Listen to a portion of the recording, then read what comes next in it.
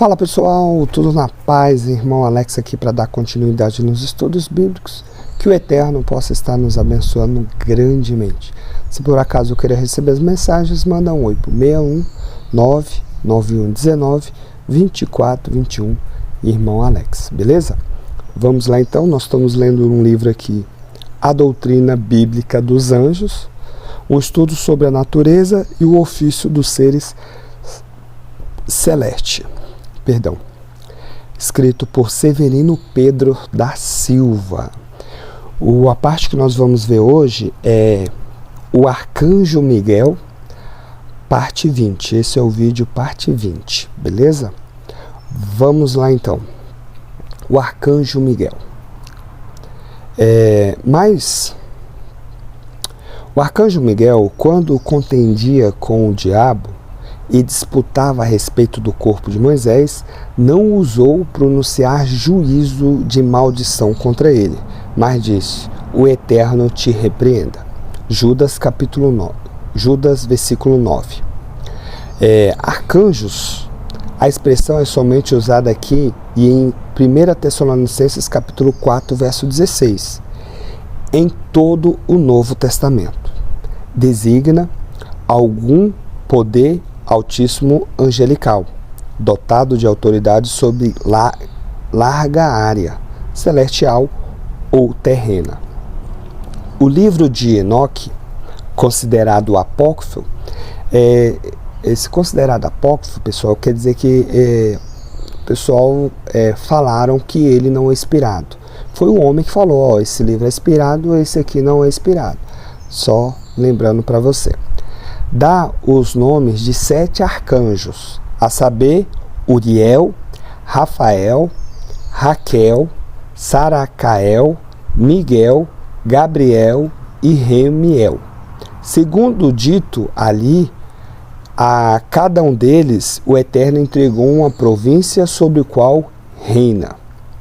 A província de Miguel seria a autoridade sobre a melhor porção da humanidade, sobre os caos. Os escritos judaicos fazem assim dele o protetor de Israel como nação. O arcanjo, apesar daquilo que se depreende dos livros não canônicos, isto é, que não há 7 arcanjos, as escrituras sagradas só designam Miguel, como arcanjo. Judas, versículo 9. Talvez antes de sua queda, Satã, fosse também um arcanjo, igual a Miguel. Pessoal, interessante, aqui o autor aqui, ele usa Ezequiel capítulo 28, verso 1. Se você ler lá Ezequiel capítulo 28, verso 1, se não me engano, no versículo 2 fala que a carta está se referindo a um rei, a um rei de Tiro. Então, é uma interpretação que pega esse Ezequiel 28 e atribui a um ser divino. Eles atribuem a Satã. Mas se você for lendo, desenvolvendo a leitura no capítulo todo, você vai ver que está se referindo ao rei. Beleza? Só essa observação aí. Mas por causa do seu pecado, teve seu título cassado pelo Eterno e agora apenas o trata tu eras. Então é o pensamento aí de muita gente dentro do cristianismo, pensa dessa forma. O prefixo are sugere um anjo-chefe, principal ou poderoso. Assim, Miguel é agora anjo acima de todos os anjos, reconhecido como sendo o primeiro príncipe do céu e o primeiro ministro da administração divina do universo, sendo o administrador angelical, que o Eterno para o povo judeu também será para o juízo. O arcanjo em foco é sempre representado como o anjo-chefe, o capitão dos exércitos celestes. Apocalipse capítulo 12, verso 7. Na Bíblia hebraica, que nós conhecemos como Antigo Testamento, Miguel aparece primordialmente identificado como Israel como nação. Deste modo, o Eterno fala dele como o príncipe do povo eleito. Naquele tempo se levantará Miguel, o grande príncipe, que se levantará pelos filhos do teu povo. Daniel capítulo 12, verso 1. Ele protege e defende em caráter especial o povo eleito do Eterno. Seja como for, ele é sempre visto como um arcanjo representado.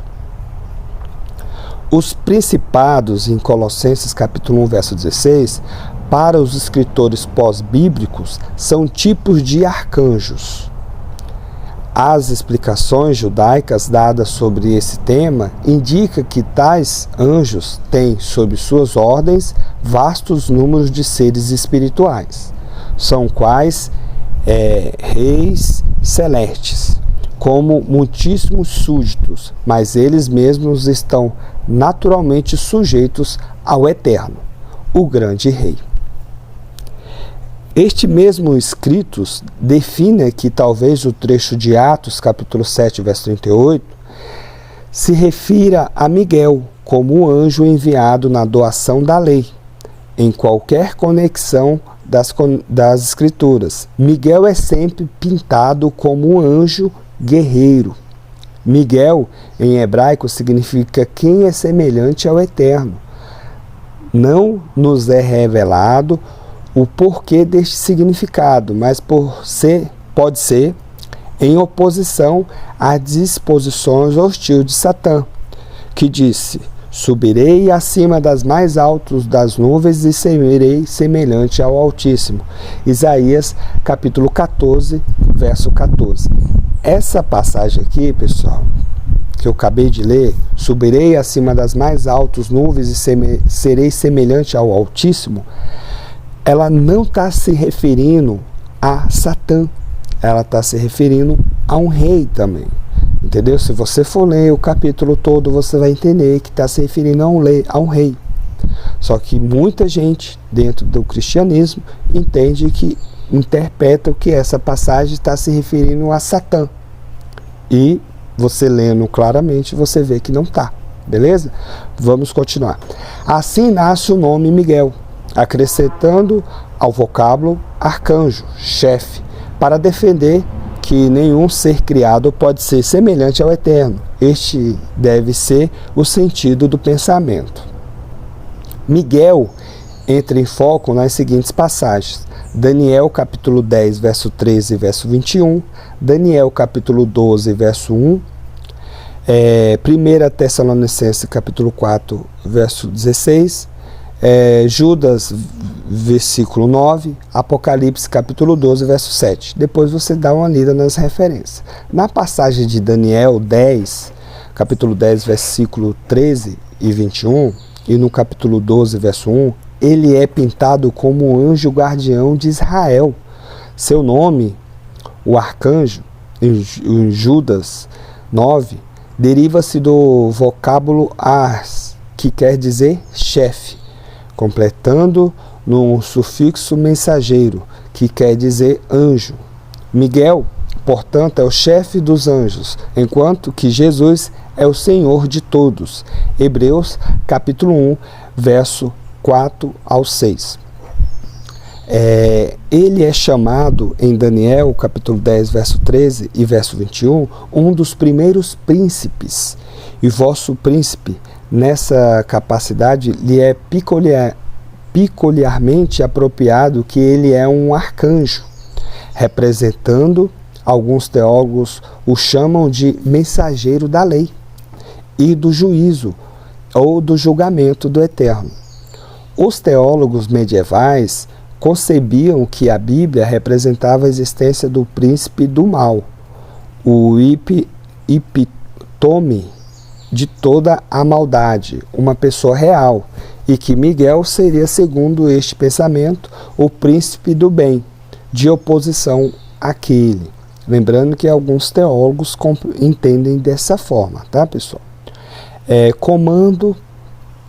Comandando exércitos que combatem a Satanás, o grande dragão, e todos os seus sequazes. Miguel sempre se destaca isolado vez que a Bíblia nunca se refere a arcanjos, no plural, apenas arcanjo. Seu nome é Mecael, no hebraico o sinônimo de Micaías e Mica, é o nome pessoal de 11 personagens mencionados nas Escrituras. Apenas um deles recebe mais do que uma referência passageira. Essa exceção é o arcanjo Miguel, sobre o ministério ou função por ele desempenhada. Vejamos. Daniel, capítulo 10, verso 13 e 21 e 12 primeiro. Sua missão específica é guardar e proteger a nação israelita. Mas é óbvio que suas atividades são as mais variadas, envolvendo até mesmo uma vastíssima área. Isso nos fornece alguns pensamentos quanto à sua piedade, mesmo sendo guerreiro e piedoso. E no tocante ao ministério dos anjos, destaca-se como comandante. Em 1 Tessalonicenses 4,16, Miguel é o arcanjo, vira aos brados, acompanhando o Messias na sua vinda para o arrebatamento. Não apenas proclamará a nova incomparável e emocionante de que Jesus retorna, como também pronunciará simultaneamente o Messias, a palavra de vida para todos os que dormem em Cristo e guarda a ressurreição. Isso aqui é interessante, pessoal, que o que acontece? Tem muitas pessoas que têm o entendimento que quando a pessoa morre, a pessoa vai direto para o paraíso, ou quando a pessoa morre, vai direto para o inferno, né? Isso são doutrinas e ensinamentos que foram desenvolvidos aí no decorrer da história, mas não procede, né? Então aqui traz um pensamento bem interessante, ó. Quando o Messias vir, aqueles que estão dormindo em Cristo, que estão guardando a ressurreição, né? Porque o mesmo Senhor descerá do céu com a líria e voz do arcanjo, e os que morreram em Cristo ressuscitarão, né? Então, as pessoas que morreram em Cristo, elas estão aguardando a ressurreição. Depois os que ficaram vivos serão arrebatados juntamente com eles nas nuvens. Isso no momento que acontecer. Em Judas 9, ele é visto o contendor com o diabo, né? A disputa diz respeito ao povo de Moisés, ao corpo de Moisés. Mas o arcanjo Miguel, quando contendia com o diabo, disputava a respeito do corpo de Moisés. Sobre isto há muitas tradições, tais como esta.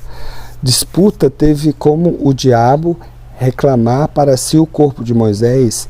Ele alegara que Moisés pertencia a uma ordem material e que ele fora um homicida no passado, pelo fato de Moisés ter matado um cara lá atrás. Há algumas pessoas que pensam que por isso que o diabo foi lá para buscar ele, o corpo dele. Por esse motivo não merecia um sepultamento decente. No segundo ponto dessa tradição se prende a resposta de Miguel e Satanás. Vejamos, pois, Miguel responde a essa primeira acusação, alegando que o Senhor é o Criador e governador do mundo material, pelo que Satanás nada tinha a dizer acerca do que ocorreu com o corpo de Moisés. A segunda acusação de Satanás não se prende tão somente na falha de Moisés, mas era apenas um embusto para poder adquirir seu corpo, para fazer o mesmo um ídolo monumental para corromper a nação israelita. Miguel então solicita a imediata ajuda do Eterno, e este guardou o corpo de Moisés da vista da serpente, e em seguida ordenou o Miguel triunfar sobre ele um só golpe: o Senhor te repreenda. Zacarias capítulo 3, verso 2. Assim Miguel, pela razão e ajuda direta do Eterno, saiu vencedor.